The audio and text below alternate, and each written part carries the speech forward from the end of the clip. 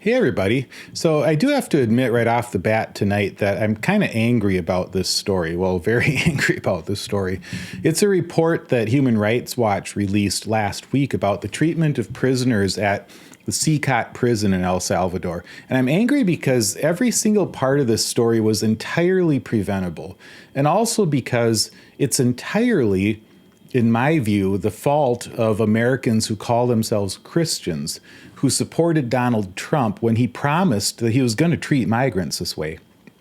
So for the most part, these Christian Trump supporters still haven't spoken out about it, but instead they're going along with all of the twisted slogans about what they call illegals and about migrant crime and this just ridiculous law and order messaging that Trump and his propagandists are feeding everybody. So that's a terrible reflection, I think, on the visible church in America, which is what I mean when I'm talking Christian Trump supporters. The ones who call themselves Christians, the visible church in America is just looking terrible during the Trump years. So according to the article, this joint support by Human Rights Watch and Cristosal provides the most comprehensive account to date of the treatment these people endured during detention in El Salvador, and includes the first detailed account of the treatment of detainees in CECOT. We interviewed 40 people who had been held in CECOT and another 150 people with credible knowledge of the experiences of the Venezuelans detained there, including relatives and lawyers. We reviewed a wide range of documents, including photographs of injuries, criminal records, and judicial documents in El Salvador and the United States, and also consulted international forensic experts.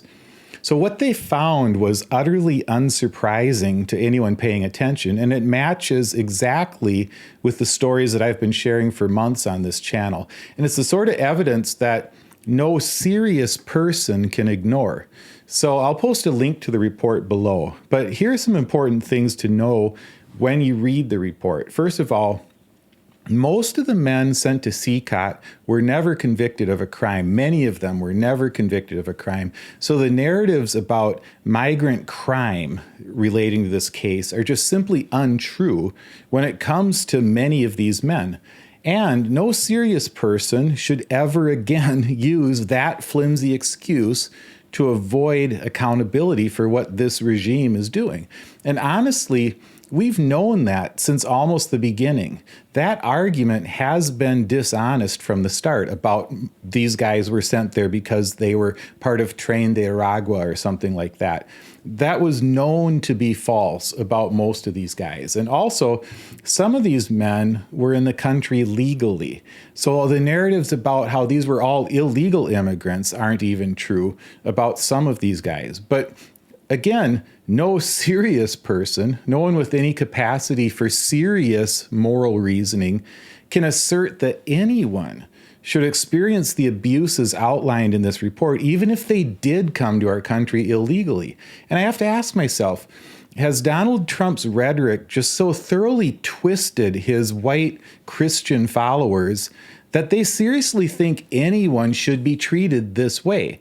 And the answer is apparently either yes, he has twisted them because they're still not speaking out about it, or no, he hasn't twisted them because they were already this twisted and he's just playing to their worst nature.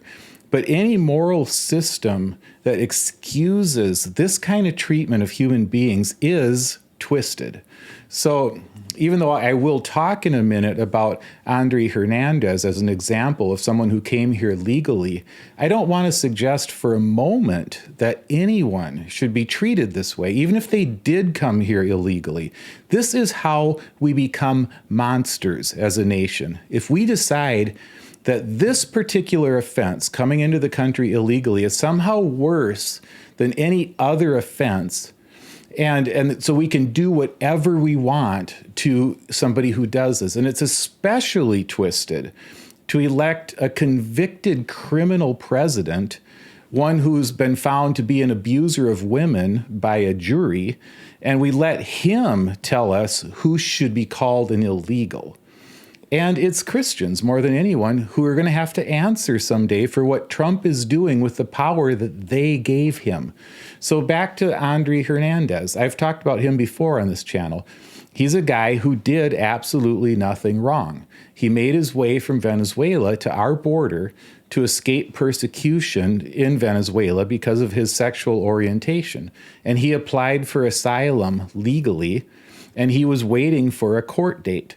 But just like the others that we read about in this report, he was hauled along with them to that prison, and he was beaten on camera for the pleasure of Fox News viewers, let's be honest, immediately when he arrived. And he had his head violently shaved, and then he was beaten almost every day that he was there, just like every single prisoner interviewed for this report. He was also sexually abused, as were others, according to the report. And although Trump's plan was to keep all of those prisoners there for life, Andre was released along with the rest of them only because of the uproar. And I have to say, that uproar did not come from Trump's Christian supporters. But because of the uproar, Trump did cut a deal with Venezuela for something he called a prisoner exchange. So these men were shipped to Venezuela.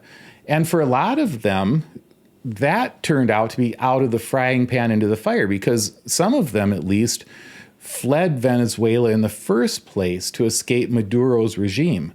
So sending them back to Venezuela is just another illegitimate form of abuse by the Trump administration. Now, when you read the report of what these men endured every day, I just want you to remember, all of them were sent to CECOT by Donald Trump and Kristi Noem against a judge's order and without due process. So the illegals in this case were Donald Trump and everyone who assisted him in his illegal scheme.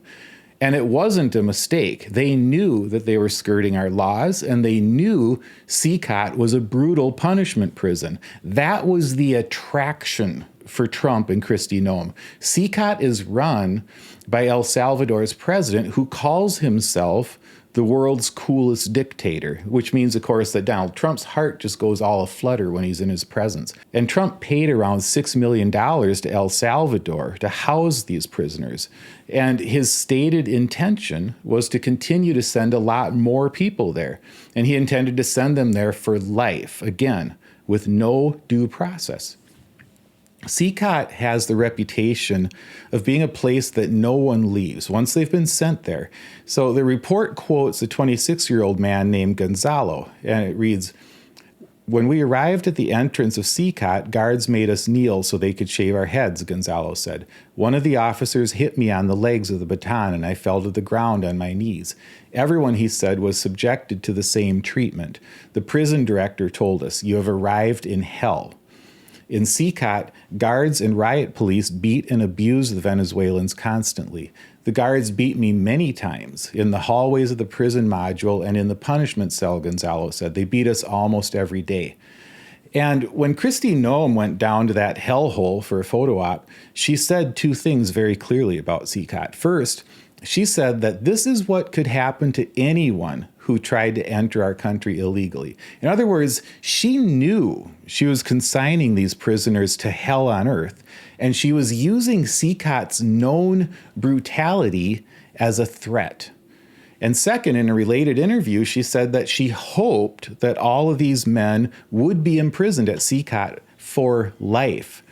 And I'll just say this as an aside: if America is ever going to become a truly just nation, then Kristi Noem and the rest of her co-conspirators like Stephen Miller and Tom Homan, all of those people must face legal accountability someday for the role that they're playing in all of this stuff right now. And this report isn't going away. This and many more reports are going to be waiting for Kristi Noem and her buddies once they're no longer in power. And based on this report, it turns out everything that we've been saying about this whole situation is just true. And I welcome anyone who wants to leave a comment about this to do so, but I'll tell you this: if you leave a comment excusing this story because of law and order or some other asinine slogan that you've been handed, then you're just affirming people's worst conclusions about Christian Trump supporters. When I retired from pastoral ministry in 2016, I still had a mostly positive view of evangelical Christians, mostly because I'd been part of some wonderful churches that truly don't fit the Trump supporter mold. But as month after month goes by without any serious pushback against Trump from the white Christians who elected him, I'd be lying if I said I'm not kind of angry about this. Most of these people still refuse to come out against Trump for things like his abuse of migrants, or for the fact that hundreds of thousands of people are dying around the world because he destroyed USAID.